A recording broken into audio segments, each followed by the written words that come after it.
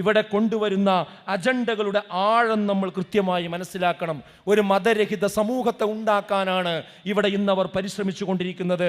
അങ്ങനെ അവരെ ഉപയോഗിച്ച് ഇസ്ലാമിൻ്റെ അടിസ്ഥാന ആശയങ്ങളെ പ്രശ്നവൽക്കരിച്ചു കൊണ്ടിരിക്കുകയാണ്. ഇന്നെന്താ തൗഹീദ് എന്ന് പറഞ്ഞാൽ വലിയ പ്രശ്നം. ഏകദൈവ വിശ്വാസം, ഇസ്ലാം മാത്രമാണ് ശരി, അള്ളാഹിനോട് മാത്രമേ പ്രാർത്ഥിക്കാൻ പാടുള്ളൂ, ഇയ്യാക നഅ്ബുദു വ ഇയ്യാക നസ്തഈൻ, നിന്നെ മാത്രം ഞങ്ങൾ ആരാധിക്കുന്നു, നിന്നോട് മാത്രം ഞങ്ങൾ സഹായം തേടുന്നു. ഇത് പറഞ്ഞപ്പോൾ വലിയ കുറ്റം. എന്താ കുറ്റം?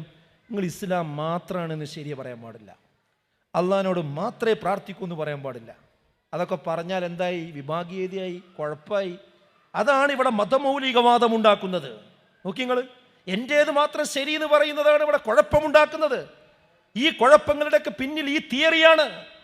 ഇത് പറഞ്ഞു വെച്ചാൽ പിന്നെ എങ്ങനെ ഇവിടെ ഇസ്ലാമിക പ്രബോധനം നടത്തുക? പിന്നെ എന്താ നമുക്ക് ഭരണഘടന നൽകുന്ന അവകാശം? ഓരോരുത്തരുടെ മതം സ്വീകരിക്കാനും ആചരിക്കാനും പ്രചരിപ്പിക്കുവാനുമുള്ള അവകാശം നമ്മുടെ ഭരണഘടന നമുക്ക് നൽകുന്നുണ്ട്.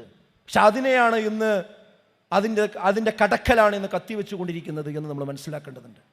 അവിടെ എന്താ നമ്മൾ മൗനികളാകാണോ വേണ്ടത്?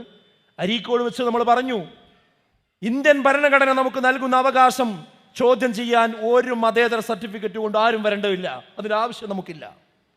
നമ്മൾ ആരും എന്ത് ചെയ്യണില്ല? അടിച്ചേൽപ്പിക്കണില്ലല്ലോ. ലാ ഇക്റാഹ ഫിദ്ദീൻ എന്നാണ്. മതത്തിൽ ബലാത്കാരമേ ഇല്ല. നമ്മളത് മാത്രമാണ് ശരി എന്ന് പറയാൻ ഒരു മുസ്ലിമിന് അവകാശമുണ്ട്. മാർക്സിസ്റ്റ് പാർട്ടി മാത്രമാണ് ശരി എന്ന് പറയാൻ ഒരു മാർക്സിസ്റ്റുകാരന് അനുവാദമുണ്ട്.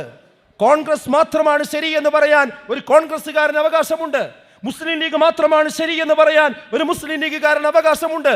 BJP മാത്രമാണ് ശരി എന്ന് പറയാൻ ഒരു BJP-കാരന് അവകാശമുണ്ട്. അത് പറയുമ്പോഴേക്ക് ഇടുത്തി വീഴും. ഇവിടെ ഒന്നുമില്ല.